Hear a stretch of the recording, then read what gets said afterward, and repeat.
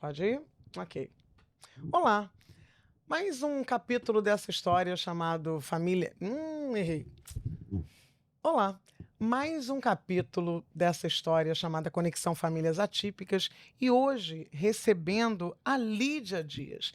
A Lídia Dias, ela fez uma participação muito legal no curta promovido assim pela FIBEX, chamado Lugar de Fala. E ela vai contar um pouco da história dela e dessa participação muito, acho que com certeza produtiva e proveitosa nesse curta.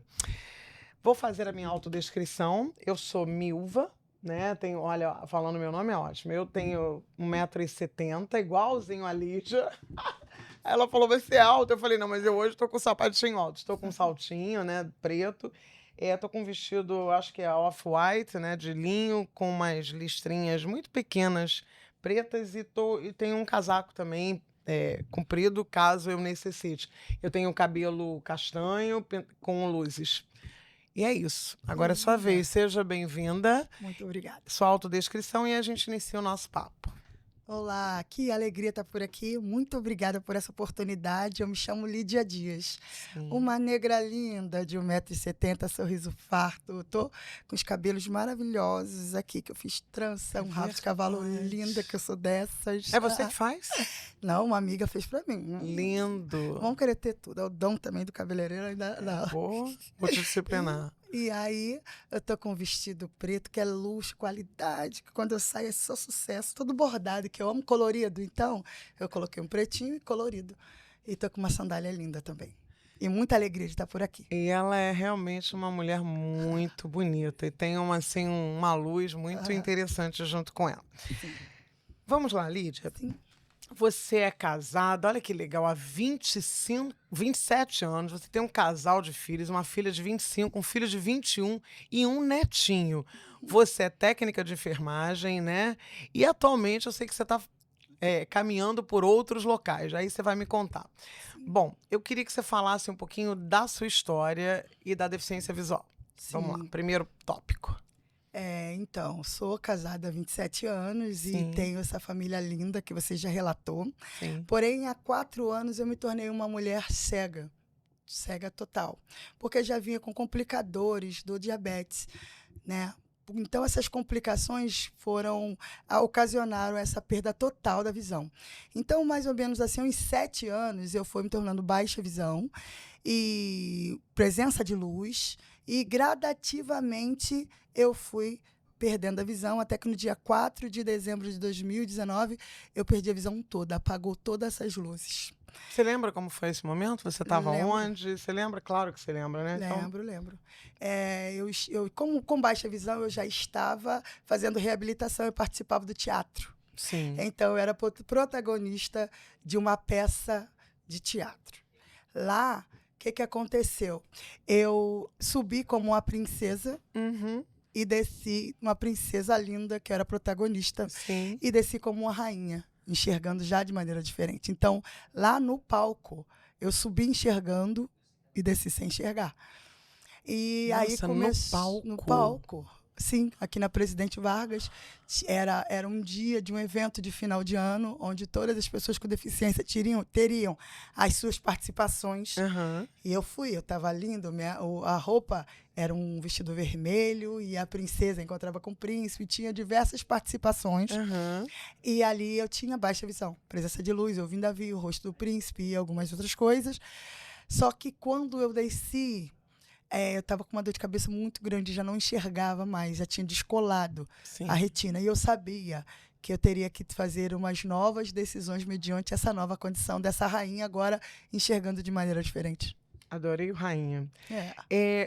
Você falou que você tinha um diagnóstico de diabetes, né? E aí eu acho que é importante enquanto para uma questão de conscientização de quem nos assiste. Como era o seu autocuidado em relação à diabetes? Você me falou que você trabalhava muito. Conta um pouquinho disso pra gente. Então, eu trabalhava muito, técnica de enfermagem, trabalhava em 3 empregos. Nossa. Não vou culpabilizar ninguém. Sim. Só que eu tinha aquela ideia de, eu mereço comer esse negócio. Eu mereço. Eu mereço comer essa pizza, eu mereço participar desse rodízio. meu controle glicêmico tá tudo ok, então eu posso meter o pé na jaca. E aí, o que acontece? Só que nós temos cada uma predisposição para determinados fatores. E a minha predisposição era algo visual e eu não tinha essa concepção, esse entendimento. Sim. E aí como o globo ocular, ele tem vasos capilares, eles foram se rompendo mediante o peso e tal, mas não é visível, não é olhando no espelho, enxergando que está saindo sangue na vista, não. Eles foram se rompendo aos poucos. E aí ele foi molhando assim a retina e descolou. Mas eu tenho que ser verdadeira sempre. E eu não tinha os devidos cuidados como deveria. Cuidava dos outros e esquecia de mim. Conhece alguém assim? Conhece alguém que faz tipos como esse? Tem esses tipos, muitos estereótipos. Então. E você acha que a sociedade, Lídia, você que tem uma percepção tão aguçada das coisas, você acha que a sociedade está adoecendo por essa cobrança assim, enorme em relação à produção, a ganho? Porque você vê, você mesmo disse, né? Eu trabalhava tanto, né? Que não parou para cuidar de mim. Você acha que isso é um lugar comum? Acho, não, tenho certeza. Penso que a cada dia mais, infelizmente, isso tem acontecido. E vai acontecer porque a ansiedade está fazendo com que as pessoas comam piores ou menos, ou fast food, iFood, todos os food possíveis, mais rápido que puder, e miojo, isso, aquilo outro, para que venha correr, acelerando assim os processos da vida e assim o corpo não foi feito para isso. Não tem um momento de parar, respirar, ter uma alimentação saudável e ter aquele momento de se cuidar. Eu sempre costumo dizer, tomar conta da sua vida, de cuidar de você, de se amar. Muitas das vezes nós não temos esse olhar. Então, verdade. Automaticamente, o que você deixa para o outro fazer por você, ele não vai fazer. Nada muda se você não mudar, até os hábitos alimentares. Você viveu o seu luto? Vou te falar com sinceridade. Olha, a minha característica mesmo de nascimento, eu sou muito alegre. Eu não tive tempo para isso, para amargar toda essa perda. Não é porque querendo agradar ninguém. Já é da minha natureza. Sabe quando a pessoa não tem predisposição para melancolia e depressão? Sim. Eu sou assim. Quando eu nasci, minha mãe ainda é viva, ela conta que eu, no berçário, quando a enfermeira foi entregá-la, ela falou que eu dei uma risada. E ela falou, oh, meu Deus, que cruz, o que é isso? Eu nunca vi rindo tão novinha, acabou de nascer. E ela disse para minha mãe uma coisa que eu levo para a vida. Essa vai te trazer muita alegria. Quando eu chego no quintal da minha mãe, eu falo, a alegria chega no quintal. Então, assim, ficou aquele conflito. Tinha a dor da perda, sim, mas a alegria era muito maior de entender que Deus sabe o que está fazendo e Ele iria colocar tudo no seu devido lugar, a questão de tempo. Aquietar aqui, sabendo que temos um Deus, Ele iria fazer o melhor por mim.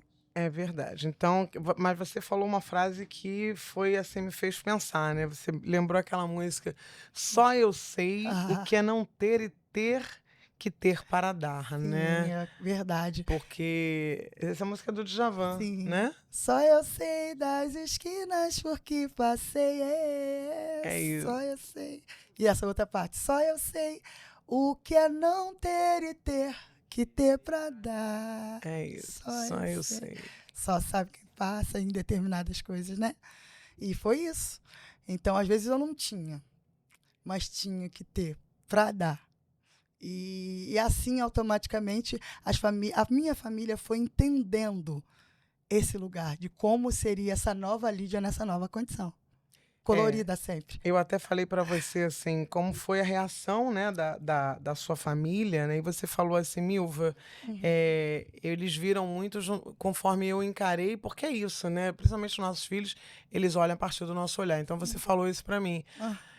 Como eles não me viam para baixo, então ficou todo mundo, né? A Bíblia vem trazer assim, ó, do jeito que você se vê, assim você é. Exato. E a família toda e os que estão ao nosso redor, eles esperam o que ela vai fazer agora. E cabia a mim decidir o que eu vou fazer com o que a vida fez comigo. Eu decidi colorir essa vida que é escura, acinzentada. Todo dia acordar e dormir, parecendo que está num quarto escuro. Que delito que você cometeu que você não sai dali?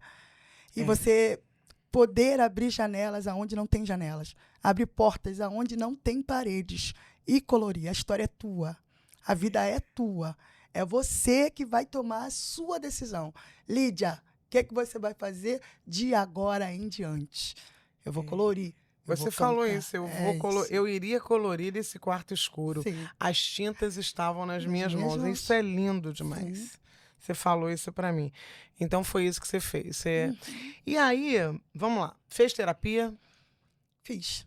Fez. Eu amo terapia, eu gosto. Eu acho também. que tinha que estar no jardim da infância, sabia? Eu não sei. Um dia eu tenho que falar mais sobre isso, porque precisa. Tinha plano de saúde? Ah, sério? Não. Não tinha plano de saúde. Trabalhava com enfermagem, mas não separava lá um dinheirinho. E como foi isso? Porque com certeza teve uma demanda, você falou. Sim. É claro que a gente não vai desmerecer ou tirar, né? Excluir o excelente trabalho do SUS, que a gente sabe que faz o que pode. Eu sou uma eterna apaixonada pelo SUS.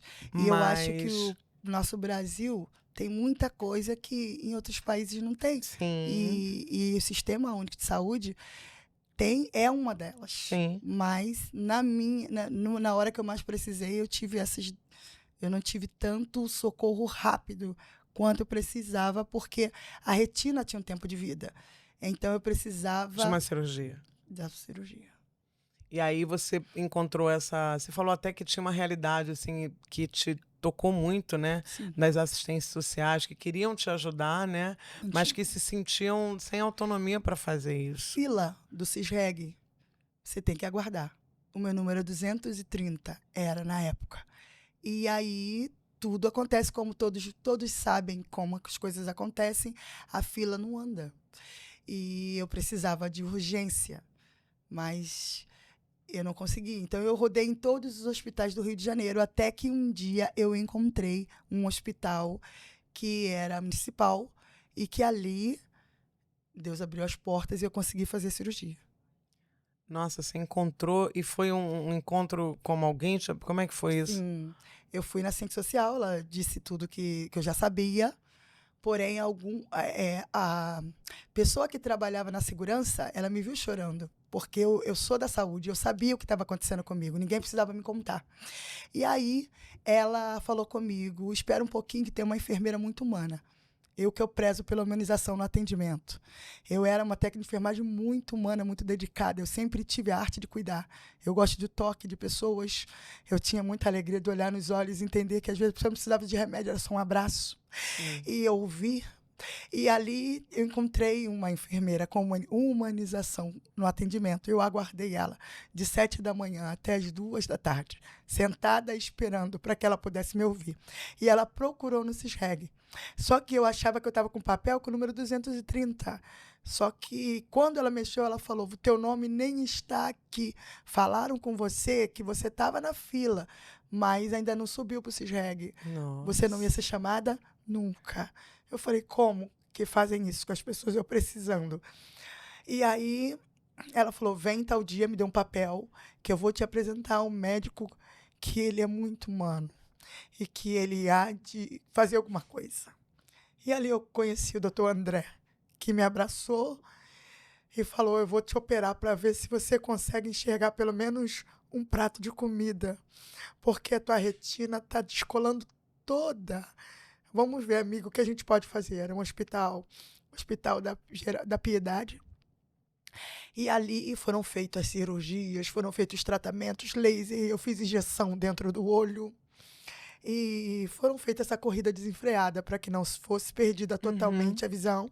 Então, eu consegui ficar com essa baixa visão depois disso por uns 3 anos, né?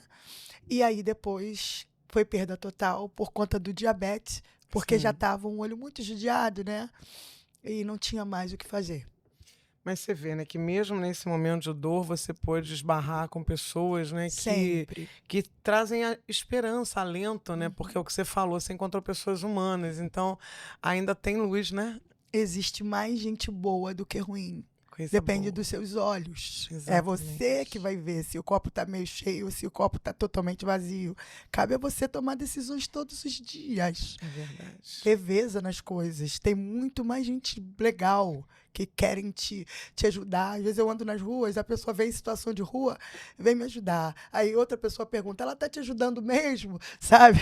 Tá me ajudando mesmo? Tem muita gente boa. Às vezes, olha, às vezes o nosso olhar é discriminatório e afastador. Mas muitas das vezes a gente encontra muitos corações bons ainda. E a cidade maravilhosa é uma cidade que acolhe, que abraça um pessoal que, não, vem pra cá, eu te ajudo, eu te levo lá. É mesmo. E é isso, graças a Deus. Olha, eu achei legal esse teu momento, assim, até de emoção, porque muitas vezes, diante de qualquer dificuldade, a gente tem essa cobrança, né, de ser forte, de ser... Mas existem sentimentos que invadiram e ainda invadem... Porque para quem está passando pelo que você está passando, para não se cobrar, né? Porque às vezes a gente sente coisas que a gente não gostaria de sentir. Sim. Mas você disse para mim, não, eles me invadem até hoje, alguns sentimentos. Então, às vezes, dá vontade de chutar o pau. Como é que funciona? Da barraca? Como é que é isso? Às vezes dá vontade de chutar o pau da barraca. Dá vontade de chutar, mas cadê a barraca? Cadê o pau? Cadê? Onde eu vou? O que eu vou fazer, sabe? Aí, sem ter essas informações, você tem que começar a nutrir em você outros sentimentos. Às vezes a cobrança é muita cobrança interna nossa, né? Mas eu comecei a me ressignificar essa minha história e remodelar essa nova Lídia, nessa nova condição. Vale a pena, muitas das vezes, chorar pelo leite derramado? Ou o que eu vou fazer porque o leite derramou? E agora, Lídia, o que você vai fazer? Sabe? Ressignificar, estudar, voltar a estudar, voltar à graduação, conhecer pessoas novas, viajar. Ainda tem vida aí, Exatamente. Sabe? Ainda tem vida. Você falou que na pandemia você fazia uma graduação, né? Sim. Mas que por conta da experiência que você teve com assistência social e com tudo, de repente deu um start, você mudou, você foi para onde agora? O que você está fazendo? Se não for Conte-me para mim. Se não for para fazer direito, é melhor nem fazer. Você está fazendo direito? Direito. Sou a chata do direito. Porque eu percebo que as pessoas não entendem a diferença de direito e favor. Acho que muitas das vezes, pelas crenças limitantes, as pessoas acham que estão te fazendo um favor. E você, sem ter essas informações, você acha que é favor. E você não sabe. É direito. Esses dias eu eu estudo no shopping. E quando eu cheguei lá, eu preciso de alguém para me ajudar na locomoção. É o brigadista. E aí, estudando, de 7 horas da manhã, eu esperava 40 minutos. 30 minutos. Só que eu não posso ter esse tempo, porque eu já não tenho a visão. Eu tenho que andar um pouco mais à frente, porque eu não tenho como anotar, eu não posso perder conteúdo. Não é mimimi. Só eu sei. Isso é uma realidade, né? As esquinas. Eu só sei. E aí, o que acontece? Toma ele esperar.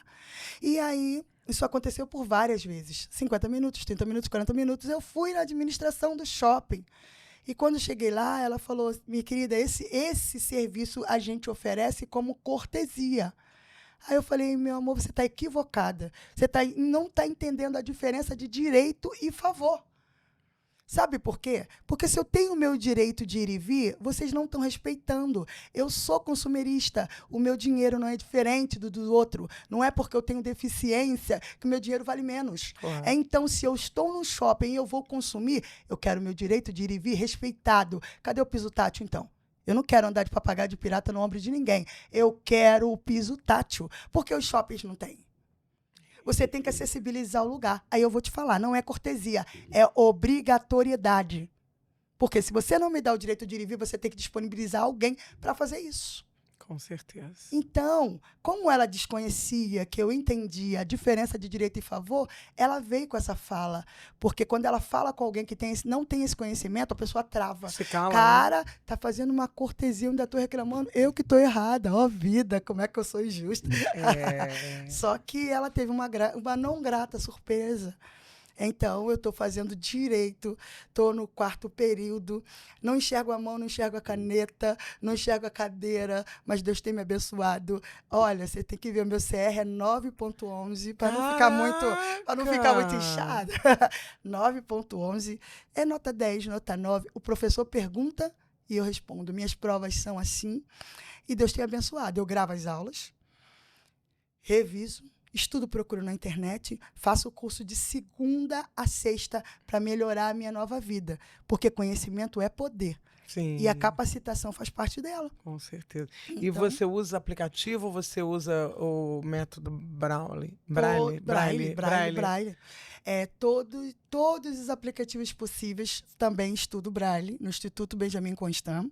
E faço informática com a NVDA, que é um leitor de tela. Nós temos vários serviços de acessibilidade que hoje nos colocam em situação de equidade, justiça nas duas pontas. Sim. Então, no igualdade não vamos ter nunca. Porém, equidade tem que ser. Temos que ser equânimes e entender que não é porque eu perdi a visão que eu tenho que ficar com a bola de ferro lá atrás na corrida, quando é disparado o relógio.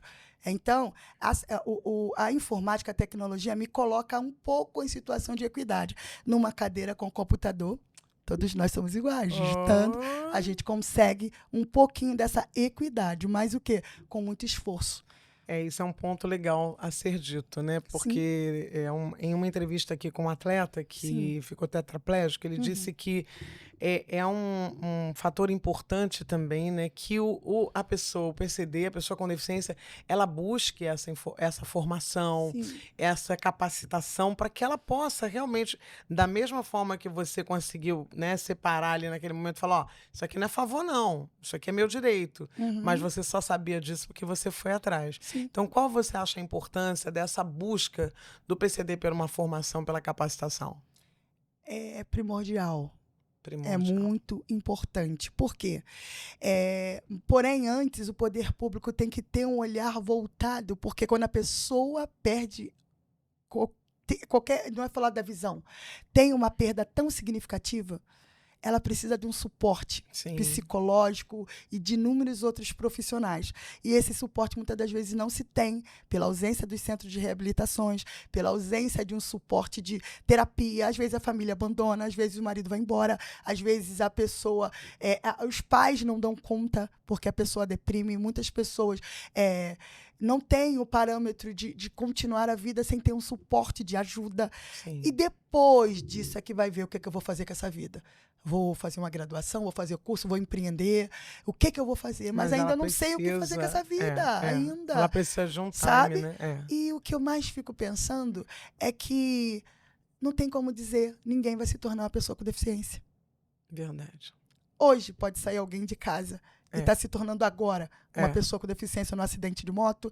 Um amigo meu perdeu a visão na hora. Num acidente, ele diz que é perua, mas pra gente é Kombi, ele está em São Paulo. Ele, 6 horas, entrou na perua, na Kombi para nós, e 6h30 ele estava cego, porque bateu a Kombi e o globo ocular caiu no asfalto. Nossa. Então, quem vai dizer isso comigo? Não. Sabe? Quem vai dizer nunca vou... E o etarismo? E a faixa etária que vai aumentando, você vai andando com a mobilidade mais reduzida. E a sua visão que muda com o passar do tempo. E a audição? É um caminho. Quer viver? É um caminho que pode ser que você alcance. Se tiver vida, algumas coisas vão te acontecer. Porém, depois é que você vai pensar, vou ter uma profissão, vou me capacitar. Isso é gradativo. Tipo assim, tem que ser gradativo, tem que ter um suporte primeiro, pega esses fragmentos aí, faz um lindo mosaico para depois fazer onde vai botar esse quadro. Aonde vai colocar essa moldura. Você falou vai ter uma essas coisa muito apresentações? legal, né? Um mosaico, né? Porque você acaba, quando você perde, né, o chão ou perde qualquer coisa, você fica despedaçado. Então você tem que... fragmentado. Nossa, mas eu fiz um lindo mosaico e colorido. Tem muito brilho. É isso. Agora, como é a tua relação lá com o... Você deve ser, assim, uma referência na sala de aula, não é não? Como é que você acha, assim, que... Primeiro impacto. Primeiro impactante. A deficiência vem antes de mim. Sim. Essa mulher... Primeiro que eu tenho várias transversalidades. Por quê? Eu sou uma mulher preta, periférica, e estudo numa instituição privada. Consegui uma bolsa de estudo maravilhosa. Gratidão, meu irmão Nemias, trabalha na instituição. E ele trabalha para me estudar. Ele é advogado, é coordenador, trabalha para me estudar. 100% nessa instituição. Que coisa linda. É um lindo, é meu fã. Meu irmão mais novo. E aí, o que acontece? Já estou fora de todo o estereótipo daquele lugar. Porém, eu venho cega. É um corpo cego, um corpo totalmente diferente, atípico, naquele lugar. E aí começa isso. como que eu posso ajudá-la? A pena vem primeiro, a coitadinha vem primeiro, aí depois eu vou chegando e alcançando o meu espaço com jeito, com carinho, que está todo mundo aprendendo. Então, às vezes, se me tratar na terceira pessoa, que é o que geralmente se faz, senta ela ali. Aí eu falo, fala com ela, senão ela não senta. Eu levo assim e a gente vai. E daqui a pouco, quando termina, são meus maiores fãs. É isso, né? Porque é aquilo que a gente bateu um papo sobre isso, né? Sim. De que as pessoas tinham esse distanciamento. A deficiência era um local de exclusão Sim. muito grande. Então, o mundo está se preparando. Então, eu acho que essa sua postura é muito legal. Porque é o que você fala, né? Devagarzinho, a gente vai lá e mostra. Não é assim, né? Você vai aprender a entender que a Lídia é muito maior do que esse óculos ou esse instrumento que eu uso para me ajudar, né? E você falou uma coisa também muito interessante, que você falou da importância que a gente vai falar, mas você disse também para mim... Peraí, rapidinho, deixa eu voltar aqui. Que quando, por exemplo, alguém te oferece, eu te falei sobre... Quando alguém te oferece ajuda, né? Eu achei essa tua fala de uma força. E aí, algumas pessoas não aceitam porque acham que isso rouba a autonomia delas. Aí você disse, né? Você falou assim... eu perguntei, como é para você ser ajudada na rua? Você disse assim, eu acho que a gente deve aceitar. Porque não é só a Lídia Dias que está andando só. É toda uma categoria que eu estou levando comigo. Explica essa tua fala, porque ela é muito pertinente. Sim. O que acontece hoje, eu ao andar as ruas, não é a Lídia Dias que está andando, é uma mulher com deficiência visual. Sim. Automaticamente, eu carrego uma bandeira. É um coletivo. São meus pares e semelhantes que eu estou carregando também. Essa coletividade se eu recuso determinadas ajudas, quem está vindo atrás pode ser que não tenha toda essa expertise de andar por alguns lugares. E essa pessoa que vai começar a pensar que todas as pessoas com deficiências não precisam de ajuda. São autônomas. São autônomas. Mas eu perdi a visão tem 4 anos, mas há 2 anos eu ando sozinha por causa... Teve Covid, Então, há 2 anos eu viajo, ando sozinha e vou circulando, mas eu aceito ajuda por conta de todos os outros que vêm atrás, muitas das vezes estão desesperados numa cidade tão maravilhosa, mas que não tem as calçadas preparadas, mas que tem todas as outras inúmeros complicadores, e que essas pessoas não podem ser tolhidas por conta do meu jeito. E muitas das vezes acontece isso na condução. Eu estou na condução, a pessoa vai me oferecer o lugar. Só se eu já for descer. Eu falo, minha querida, não, obrigada, não precisa. Mas eu poderia... Tem gente que fala, não, eu só sou ruim dos olhos, eu não sei o que, eu estou com as pernas boas. Não tem necessidade. Porque, muitas das vezes, é o que acontece. Outro dia eu estava descendo no trem, aí o rapaz falou assim, eu vou te levar até lá, tem uma amiga tua logo ali. Eu falei, amiga minha?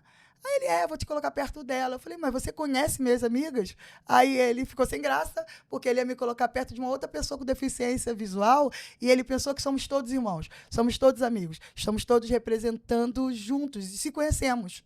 Então, automaticamente, quando eu dou uma negativa, quando eu não sou muito, se eu não for muito carinhosa, ou se eu não aceitar, né? Muito receptiva, e se eu não aceitar determinadas ajudas, eu posso atrapalhar a caminhada do outro que vem na frente e não tem tanta expertise. Então, pelo outro, muitas das vezes, eu aceito, muitas das vezes, não todas as vezes, eu aceito e eu agradeço. E eu me considero que a gente com deficiência visual, eu me considero instrutora, mestre, eu vou ensinando as pessoas, não, assim, assim fica melhor. Isso. Não, a forma de segurar, a forma de abordar uma pessoa com deficiência, a troca de vivências é sempre muito boa, e assim eu vou fazendo amigos por onde eu vou colorindo pessoas, vou modificando história, e eu acredito que é isso, que a vida é isso. E isso é empatia, essa troca que nos faz crescer. Não preciso provar que eu sei andar dali até aqui sozinha, eu sei que eu sei.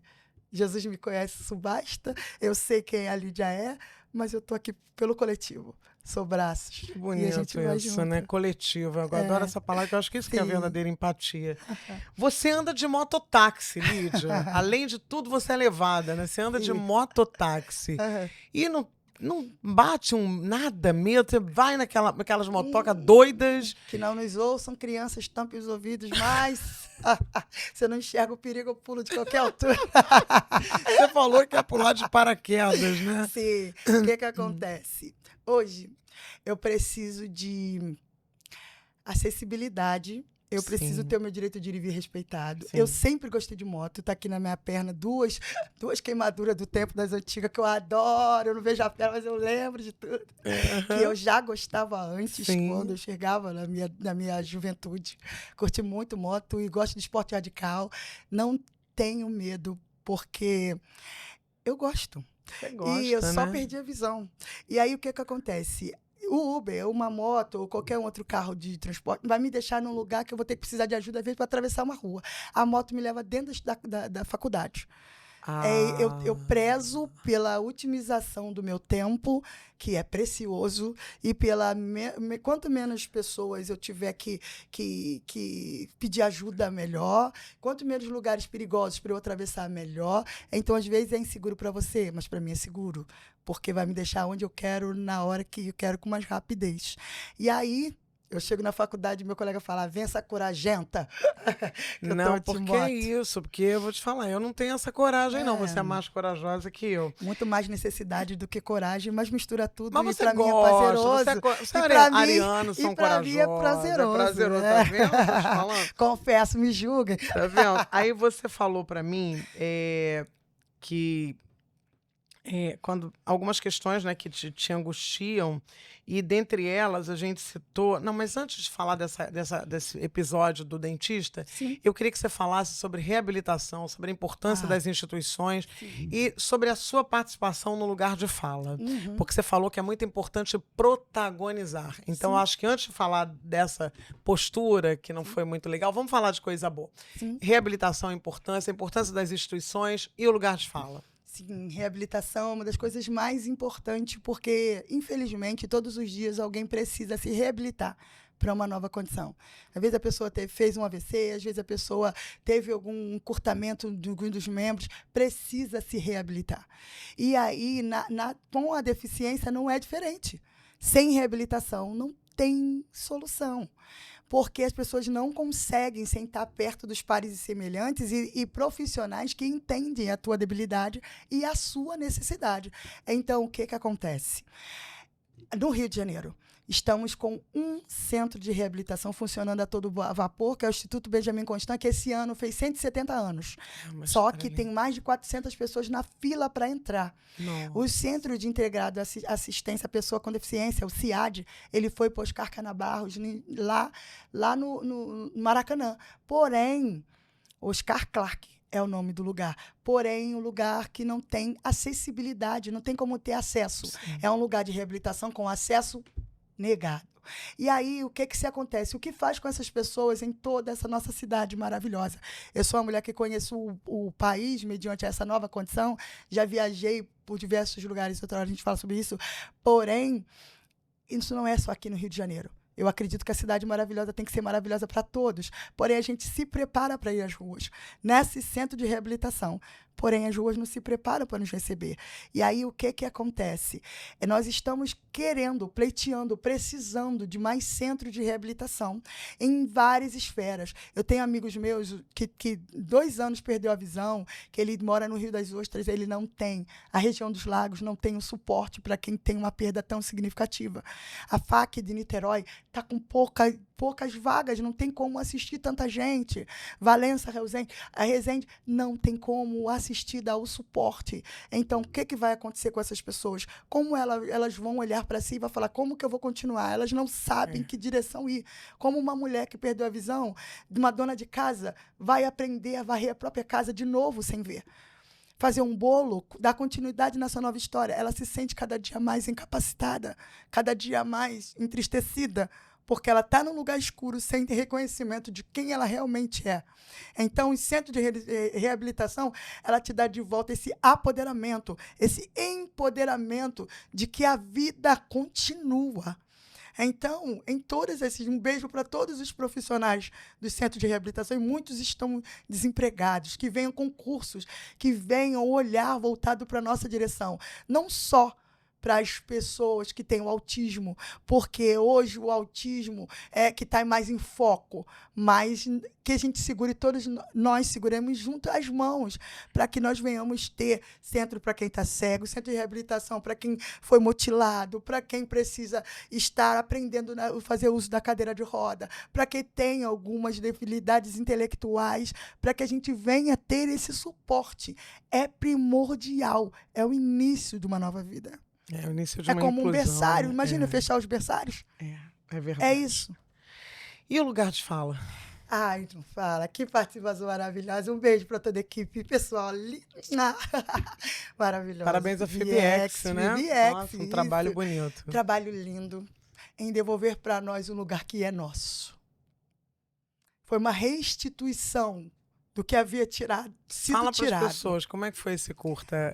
O média-metragem. É um média, na verdade é um média, sim. Ele foi maravilhoso, porque foram escolhidos 4 pessoas com deficiência do Rio de Janeiro, e eu fui representando a deficiência visual, e ele devolvendo para nós, restituindo-nos do nosso lugar de fala.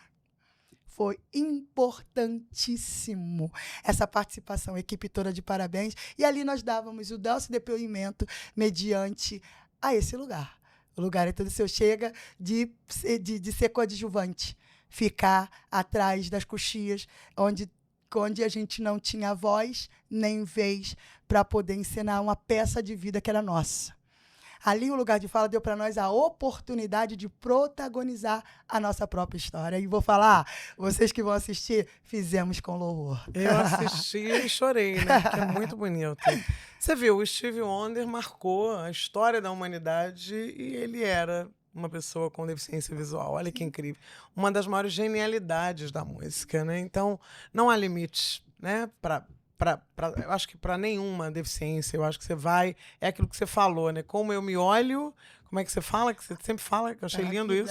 Tá na Bíblia. Você fala do jeito tá na que Bíblia, você se olha, do jeito que você se olha. Do jeito que você se vê, assim você é. Olha que lindo. Do jeito que você se olha, Você falou assim algumas você vezes na Bíblia. Qual a importância da fé na sua vida? Eu sou uma mulher cristã. Sim. E uma mulher que tem Deus como premissa de todas as coisas.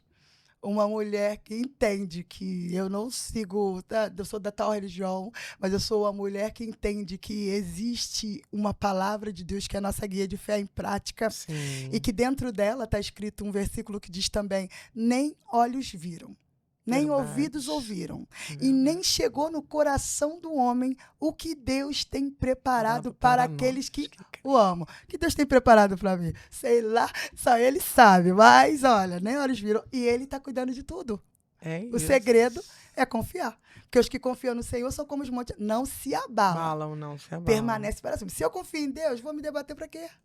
O negócio é confiar. Ele sabe o que está fazendo, está cuidando de tudo. Eu amo o social, eu amo as lutas, as causas, sou militante, sou ativista, faço parte de um movimento brasileiro de mulheres cegas de todo o Brasil por conta desse movimento. Você tem, porque a gente faz uma representatividade aqui do terceiro setor, né? Você faz parte de algum grupo, de alguma instituição? É o quê? É o movimento? Qual é o nome do brasileiro movimento? de mulheres cegas de todo o país. Dá aí o Instagram, fala para o pessoal que quiser seguir. O movimento é esse, MBMC, Movimento Brasileiro de Mulheres Cegas de todo o Brasil. De mulheres cegas. Sim, e baixa visão. E eu faço parte também da Frente Nacional de Mulheres. Também. E aí, o que acontece? O que esse movimento vem trazer, Milva? Quando eu comecei a perder a visão, eu entendi que sozinha a gente não dá conta. A gente tem que se chegar a quem já passou pelo que a gente está passando. E com isso, eu fui entendendo por quê. Eu procurei um movimento onde as mulheres estudavam, as mulheres eram concursadas, a mulher é onde eu quero ir, é que eu vou indo. Para que lugar que eu quero chegar? Será que alguém já foi? Me dá o caminho das pedras. Como é que eu faço para chegar até lá? E assim vamos seguindo, certo? E aí, conheci essas mulheres, com elas eu faço as viagens, eu sou coordenadora executiva, faço parte da comunicação desse lugar, também sou comunicadora e tenho... Você tem um programa de rádio, né? Programa na rádio, Qual o nome do seu programa? A rádio é a Rádio Senzala, é uma rádio web que durante os domingos é PCD para os programas. Então, só cegos, pessoas com deficiência que fazem todo o programa no dia de domingo. E o meu programa é 1h da tarde, Vivências com Lídia Dias, falando sobre as minhas vivências, a vivência do outro e trazendo a musicalidade ali, que coloco músicas gospels, música que fala com a alma e música que traz para nós várias coisas para poder nos ajudar a dar continuidade à nossa nova história. E tem muita gente que ainda tem que aprender sobre inclusão, né? Sobre como compreender. A gente pode, acho que como falar daquela história que você me falou, eu posso até otimizar. Você foi ao dentista com seu esposo, né? E aí... Eu conto, acho que eu sou melhor contando. Então conta, vai lá, conta aí. Então, o que acontece? É capacitismo. A gente estava falando sobre isso. Isso é importante, isso é o último tema. Isso.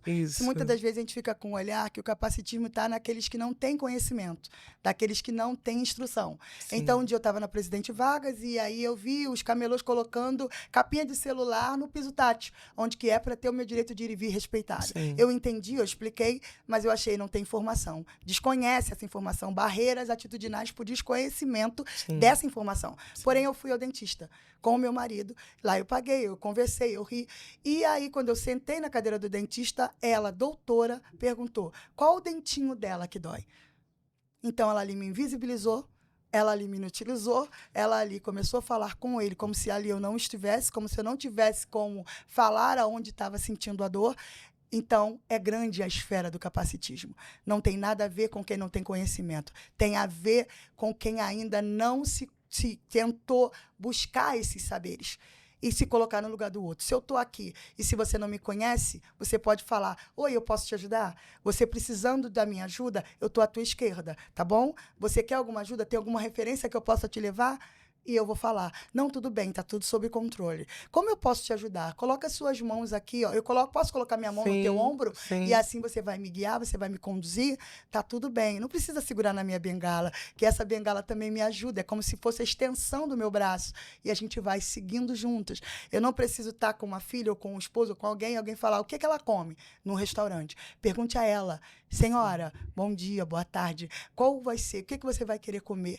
Que a senhora vai responder, a não ser que ela vá fazer a linguagem dos sinais ou uma outra coisa nesse sentido, mas sobre essas coisas. A maternidade tem dessas coisas, de capacitismo. Meu filho foi para a aula, meu filho já é adulto, mas a diretora ligou para mim, em rápidas palavras. Ela ligou para mim para poder falar, olha, tentei ligar para o teu marido, só que ele não conseguiu atender, ó, teu filho saiu da aula, fora do horário, mas aí me desculpa por te incomodar. Eu falei, querida, eu só estou laudada como cega, só como deficiente visual. Se uma mãe sem deficiência chega aí em 20 minutos, eu chego em meia hora, mas não me tire o direito da maternidade. Exatamente. Você não tem esse direito. O direito da maternidade não foi me tirado por conta da ausência visual. Então, são essas coisas. E ela é diretora, pedagoga. Então, são várias esferas que a gente tem que alcançar. E o Lugar de Fala trouxe essa voz para nós, de falar um pouco sobre essas coisas, né? Que coisa boa. Olha, é uma pena, porque você realmente... eu tô assim, né? A gente escuta você falar e vai se envolvendo, né? Você realmente é uma grande comunicadora. Mas o tempo está chegando ao fim, né? E eu queria que você deixasse uma mensagem, dentre todas as que você já deixou, mas assim, falar alguma coisa, não sei se você separou algum trecho, alguma música, alguma coisa que você queira dizer, e me despedir, né? Porque o nosso tempo, infelizmente, hoje, a gente não tem mais tempo, mas quem sabe num próximo. Olha, agradecer muito, Milva, você é uma querida, maravilhosa, toda a equipe. Querida. Mário, que foi me buscar, querido, beijo. Sim. A todos, a equipe FBX, Rodrigo, a todos, né? Vai citar o nome, a gente vai acabar esquecendo. Mas agradecer por essa oportunidade aqui. Não é só eu que estou aqui. Lutando não só falando sobre a deficiência visual, sobre as demais deficiências que são emudecidas, caladas, invisibilizadas, como nos tempos antigos, onde eram mortos por serem deficientes. Hoje não tem mais essa lei que garante isso, mas são invisibilizados, amordaçados, tendo violências patrimoniais, não têm direito a ter os seus salários na mão, não tem voz. Então, tem um trecho que fala que sua voz do que clama no deserto. E eu quero que Deus me use como uma voz, como um canal, no meu tempo, ainda que no escuro. Eu ficava pensando, quando eu perdi a visão, de a música Epitáfio. Queria ter me importado menos com problemas pequenos, mas eu ainda não morri. Epitáfio vem dizer de uma pessoa que está na lápide, já está morta, acabou. Mas enquanto a vida... há esperança. Então, eu vou experienciar tudo que a vida puder me proporcionar. Agradecida a Deus por essa oportunidade. Agradeço a Deus por meus familiares, sabe? O marido maravilhoso, apaixonado, vai fazer o quê? Eu também ficaria. Apaixonado, 27 anos de casado, muitas lutas. A mulher tem se transformado a cada dia e ele tem junto comigo me dar a mão.